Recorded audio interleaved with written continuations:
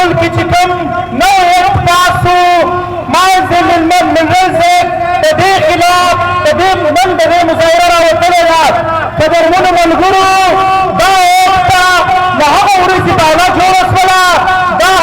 ایکتا له هغه ورځې چل جوړ شو له کومې ورځې چې پر 8 فروری 2024 چې کوم انتخابات وشو هغه انتخابات له ورځې څخه د دې ایکتا یو بالا جوړه شوله په هغه ورځې داسې خلک راوستل داسې خلک یې مسلطه کړل چې هغو دا غوښتل چې دلته چې په ملک کې کوم 18 ترمیم دی د صوبو برابري ده د صوبو خودمختاري ده نو داسې خلک د دوی په کار ول چې د دوی دپاره ډېره په اسانه کار وکړي نو هغه ورځ دا کار روان شو تاسو ویل بیا دا پاس شو او په ټول ملک کې پاس شو او خبره بنیادي دلته داسې ده چې پر ټول وطن خو یو خواته قبضه خو ناوړه زه د دوی ده ټول غرونه ټول معدنیات ټول اوبه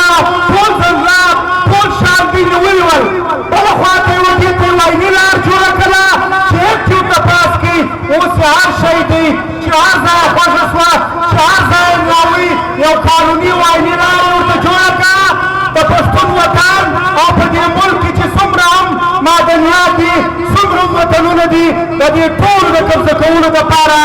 دا ټول اسمبلیانې جوړې کړې دغه خلک یې راوستل په 45 یې مسلطه کړل دا ایکټ یې پاس کړي او ځینو قوتونو ورسره ول چې 14 آیني امندمنټ یې وکړي 14 آیني ترامیم یې وکړي د هغه له لارې دا ټول کار وشو اوس په هغې کې ځینې خلک په بغارې دي ځینې خلک نارې وهي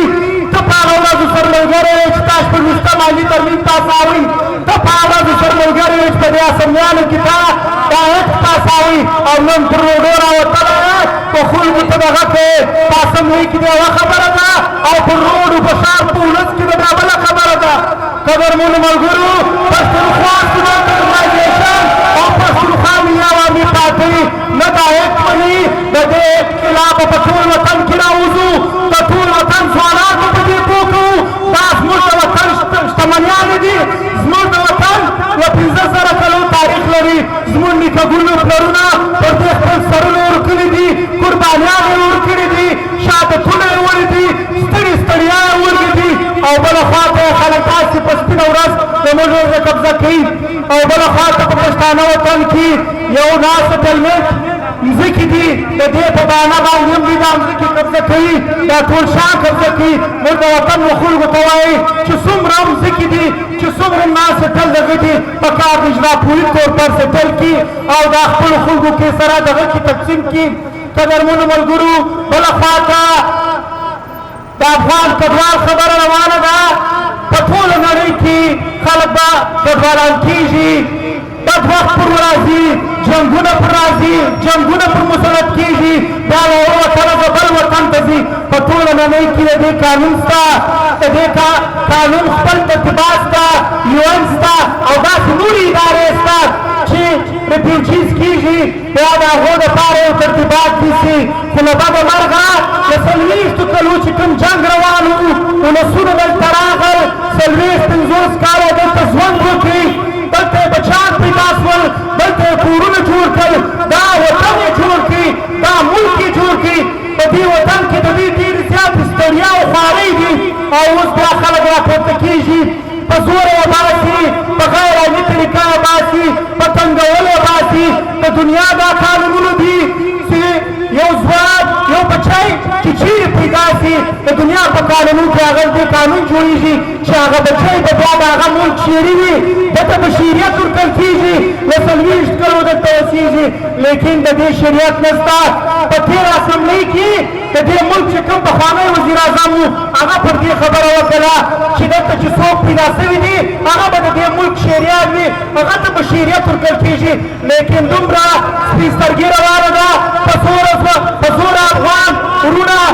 افغان کډوالان باسي د دوی مځکې قبضه کړي د دوی جایدادونه قبضه کړي د دوی بېعزتیانې کړي له کورو یې راباسي په پنجاب په سند کې تاسو ویناستئ کوم ظلم کوم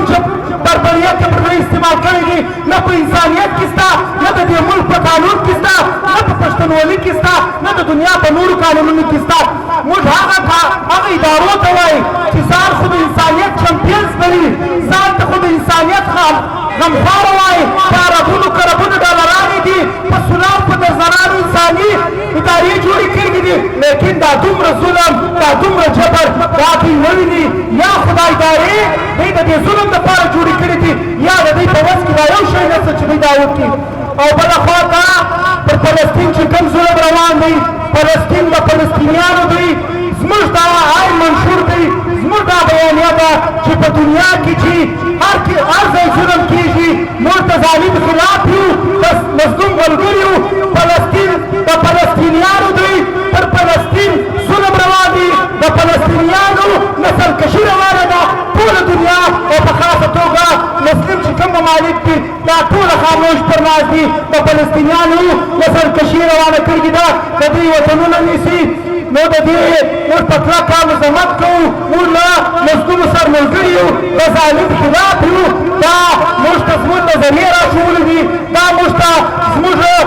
زموږ رهبر قاري شهید عبدالصمد خان چکسي راښوولي دي دا موږ ته پښتونخوا ملي عوامي پارټۍ راښوولي دي دا موږ ته پښتونخوا ګوند ارګنایزیشن راښوولي دي نو مشران ناست دي یو جان مننه دومره زوروره